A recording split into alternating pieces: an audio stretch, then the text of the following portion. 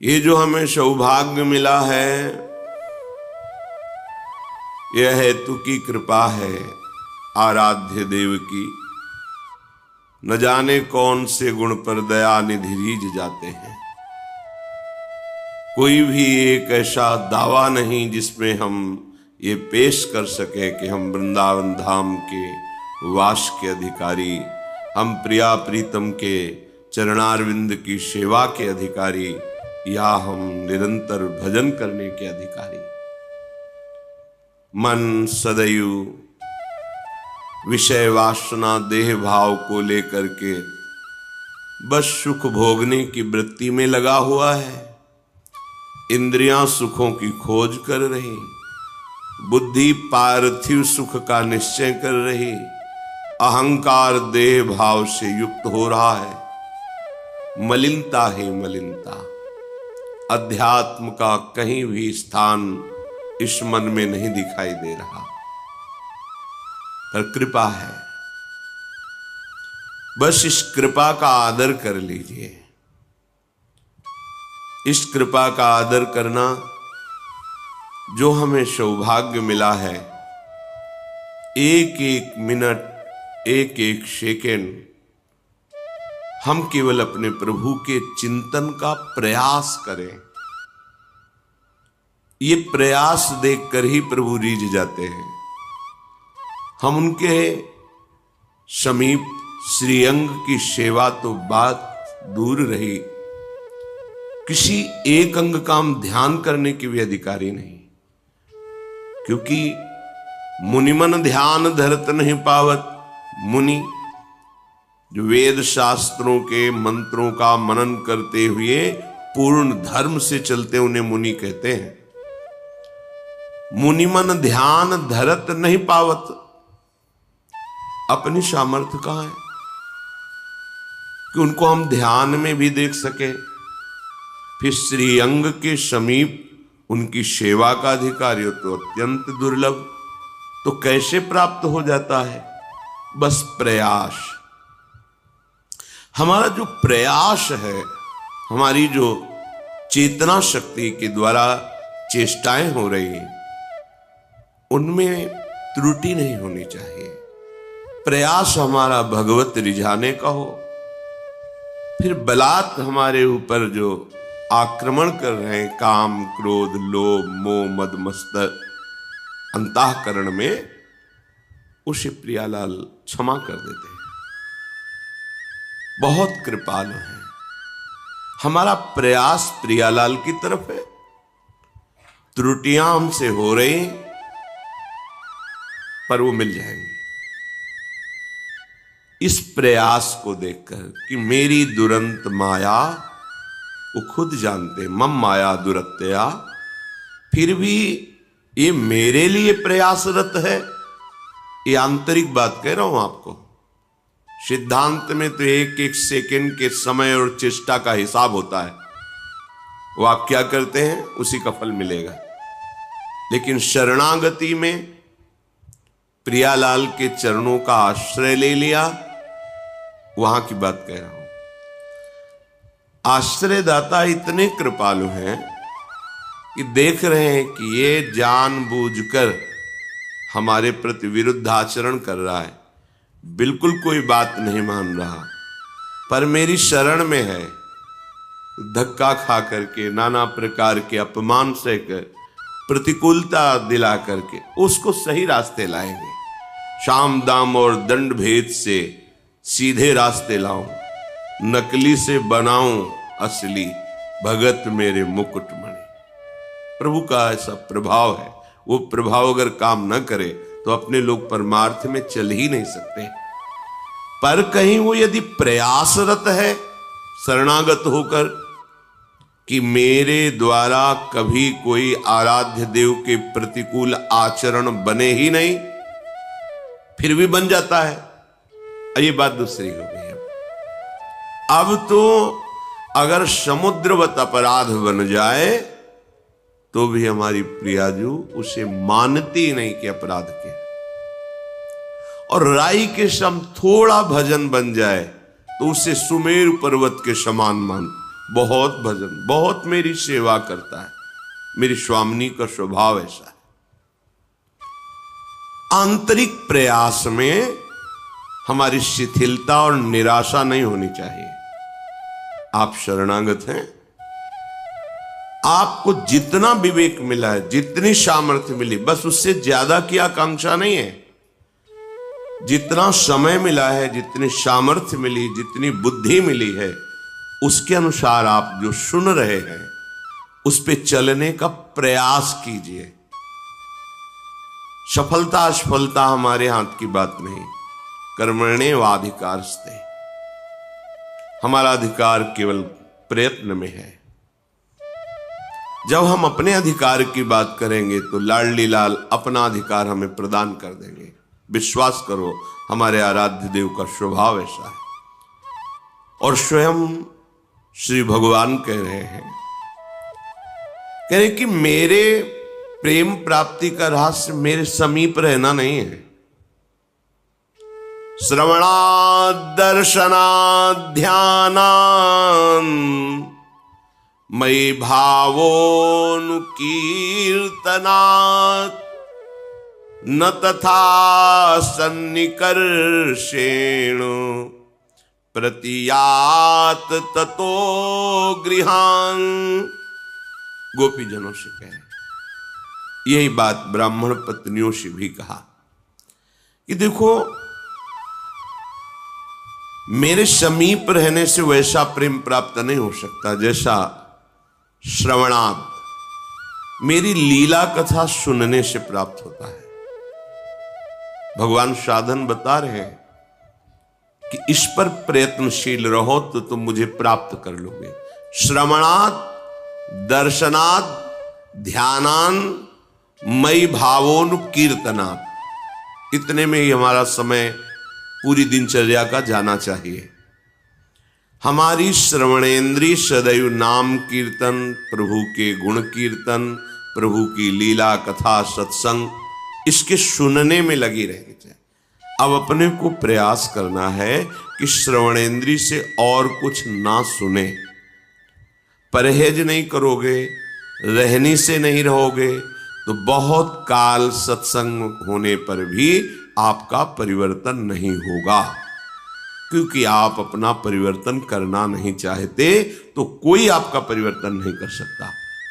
आप में जो ऊर्जा शक्ति है, चैतन्य शक्ति है, क्रिया शक्ति है, श्रवणाद, अपनी श्रवणेन्द्रिय को बस इतने पे सीमित कर लीजिए। प्रभु की चर्चा, प्रभु के भक्तों की चर्चा, उनकी लीला कथा, सिद्धांत, सत्संग, नाम कीर्तन, यही हमारी श्रवणेन्द्रिय सुने। भगवान आदेश कर रहे हैं कि मेरा निश्चित प्रेम प्रकट हो जाएगा।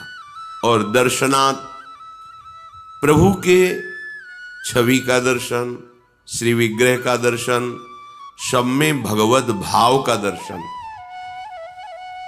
वर्तन नहीं, दर्शन, सब में हमारे प्रभु हैं। ये बहुत बड़ा साधन है भगवत साक्षात्कार का। भगवान कह रहे हैं दर्शनात्, अपनी जो कुटिया में श्री जी विराजमान छवि रूप में, पहले भावना करो कि छवि नहीं, साक्षात बैठे हैं। तो अगर प्रभु साक्षात बैठे हो तो हम कैसा बर्ताव करेंगे? जो हमारे गुरुजन पधारते हैं, श्रेष्ठ जन पधारते हैं, तो हम कितना सरल, नम्र, प्रिय और सावधान होकर बर्ताव। महाराज बैठे, गुरुदेव बैठे, पर ये तो गुरुदेव के प्राणाराध्य बैठे हैं। हमारी सेवा में गुरुदेव भी हैं, आराध्य देव भी हैं। उनके सामने हम कैसा बर्ताव करते हैं? छवि मान के ना, इसीलिए छवि है। नहीं कहो सो कहां जहां प्रभु नाही, फिर वहां तो साक्षात रूप है। प्रभु का रूप विराजमान है, गुरुदेव का रूप विराजमान है।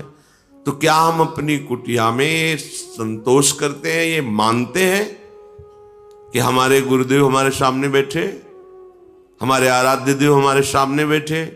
नहीं, ये तो छवि है। तो फिर घूम आओ त्रिभुवन में, जहां साक्षात दर्शन मिले फिर हमें बता देना। भाव, भावोनुकीर्तना, आपका भाव है मेरे प्रीतम का नाम कीर्तन हो, सुन रहे, डूब रहे उसमें, मेरे प्रीतम की चर्चा हो रही। आहा, अहो भाग्य, आज साधु समागम प्राप्त हुआ, अहो भाग्य, आज भगवत चर्चा सुनने को मिली। बड़े बड़े महापुरुषों ने जब आपस में भगवत चर्चा की तो एक दूसरे की वंदना कर रहे कि आज आपने मेरे आराध्य देव की चर्चा सुनाई। ओहो, धन्य है, आपने जो मुझे प्रदान किया उसके बदले में मैं कुछ नहीं दे पाता। आपने मुझे मेरे हरि का स्मरण कराया, हरि की चर्चा सुनाई। भाव, श्रवणाद दर्शनाद। अपनी कुटिया के ठाकुर के दर्शन करते हैं तो क्या आपको लगता है कि मैं भगवत दर्शन कर रहा हूं? नहीं, एक ऐसे बैठे हैं। क्या आप उनके सामने से जय बार निकलते हैं, तय बार प्रणाम करते हैं?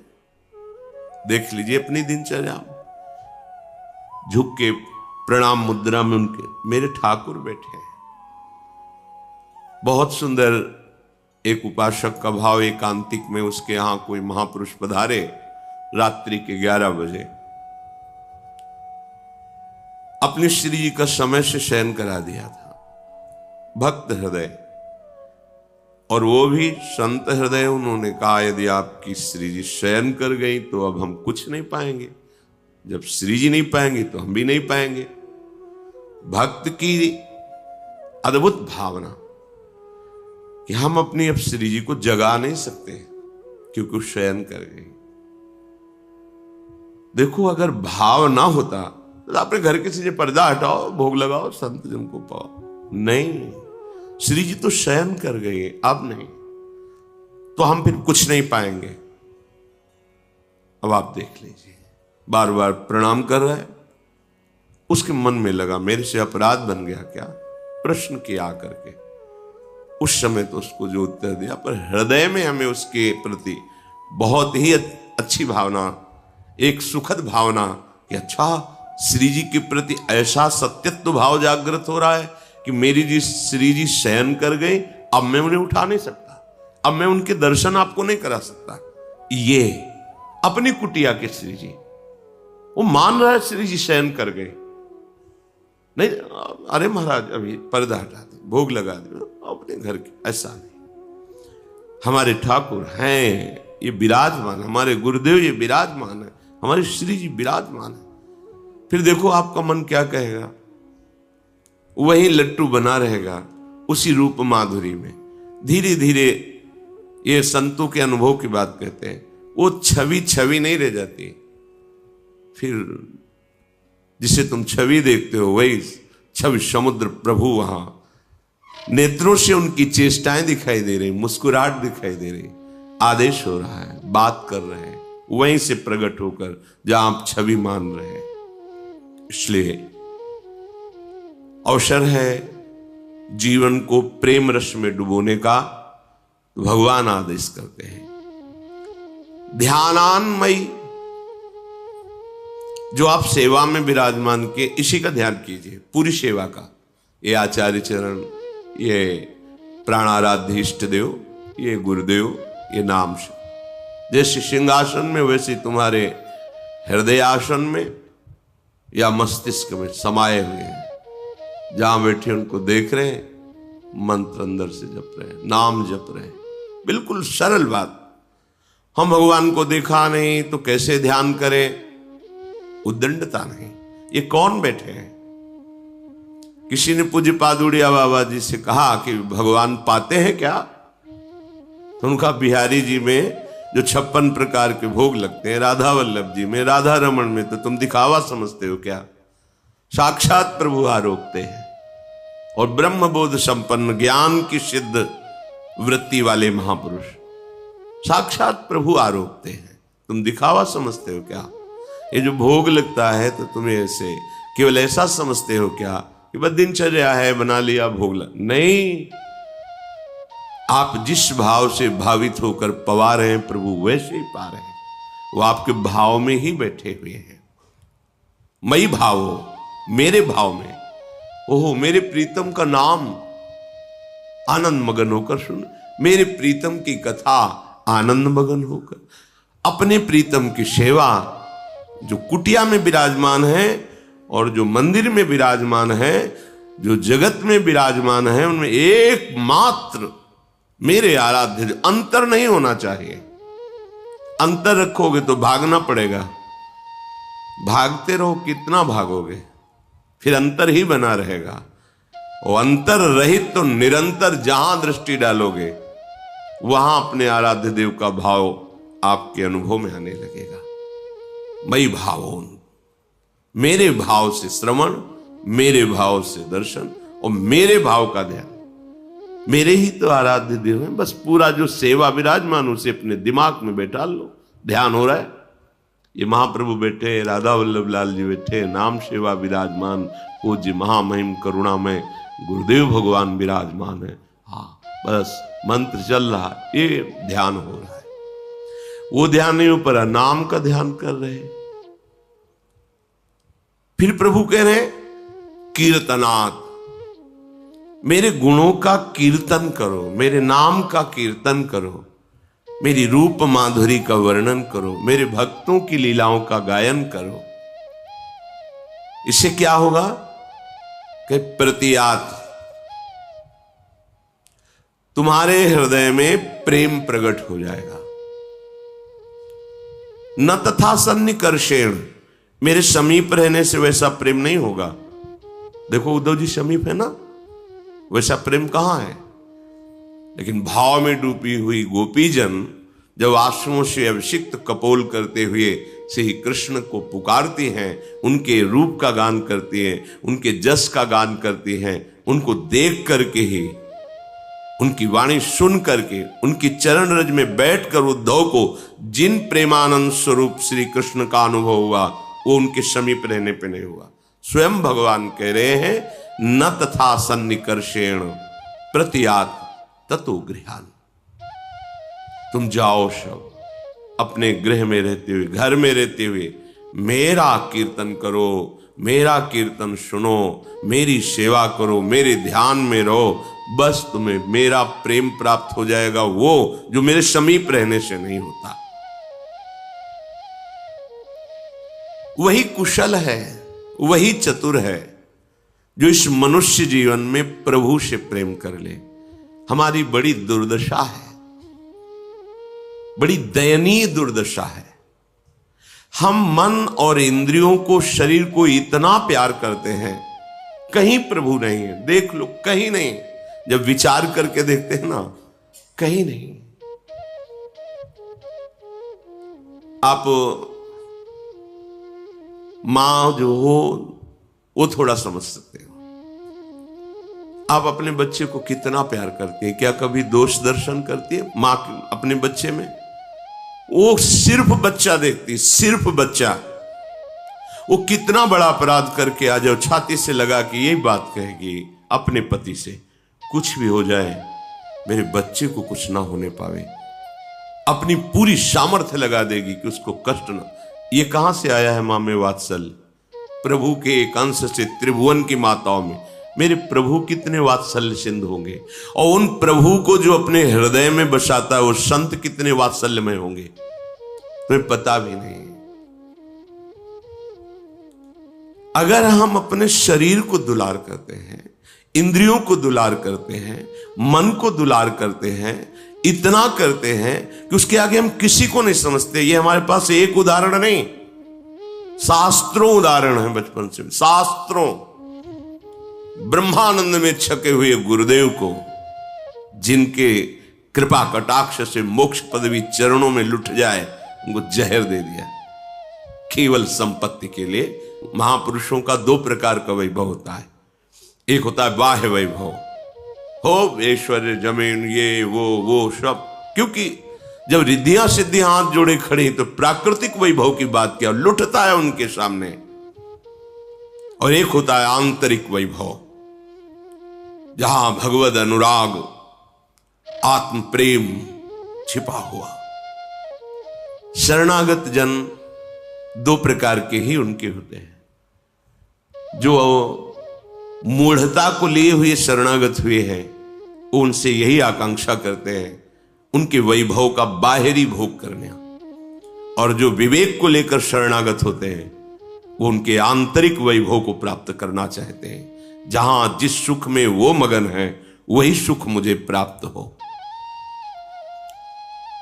परम गुरु स्वरूपा है श्री गोपीजन।